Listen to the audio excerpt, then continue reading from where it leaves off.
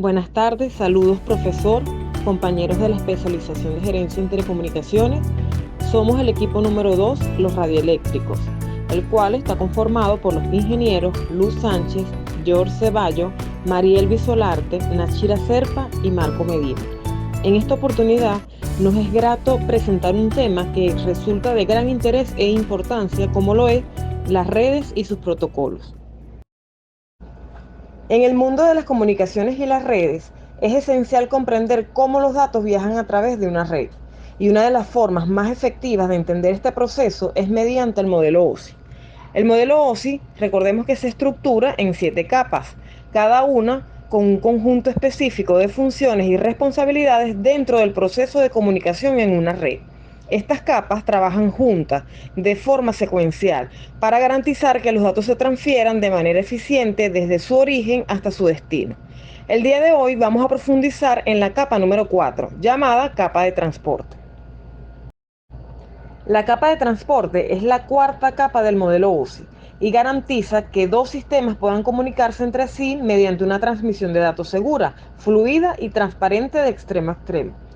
La función principal de la capa de transporte es proporcionar una transmisión de datos funcional y segura de extremo a extremo dentro de una misma red. Para ello, la capa de transporte del modelo OSI recoge todos los datos de la capa de sesión, capa 5, y los hace llegar a la capa de red, capa 3.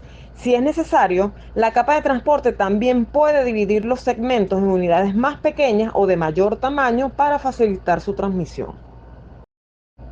Otra de las funciones de la capa de transporte es establecer, interrumpir y supervisar la conexión.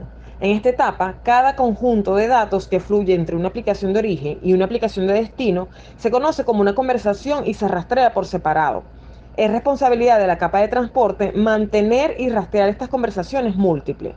La capa de transporte actúa como el director del tráfico dentro de una red, gestionando la transmisión de datos entre dos dispositivos y asegurando que la información se transmita de manera fiable y ordenada. A diferencia de las capas inferiores que se centran en la transmisión de paquetes entre dispositivos y redes, la capa de transporte se ocupa de la comunicación extremo a extremo entre aplicaciones y servicios. Dentro de la capa de transporte se encuentran diversas funciones, entre ellas está el seguimiento de conversaciones individuales, que como se mencionó anteriormente, es responsabilidad de esta capa mantener y rastrear estas conversaciones múltiples. También la segmentación de datos. Esta consiste en dividir los datos de la aplicación en bloques de tamaño apropiado, dependiendo del protocolo de capa de transporte utilizado. Los bloques de la capa de transporte se denominan segmentos o datagramas. También agrega información de encabezado. Este protocolo de capa de transporte agrega información de encabezado que contiene datos binarios organizados en varios campos a cada bloque de datos. Por último, identifica las aplicaciones, es decir, el envío de algunos tipos de datos, por ejemplo, una conversación de video a través de una red, como una transmisión de comunicación completa, puede consumir todo el ancho de banda disponible. Esto evitaría que se produzcan otras conversaciones de comunicación al mismo tiempo. También dificultaría la recuperación de errores y la transmisión de datos dañados. La capa de transporte utiliza segmentación y multiplexación para permitir que se intercalen diferentes conversaciones de comunicación en una misma red. La capa de transporte del modelo OSI es responsable de la transmisión de datos a través de la red. En este nivel, los datos no conceptualizan en términos de paquetes individuales, sino que más bien en términos de una conversación.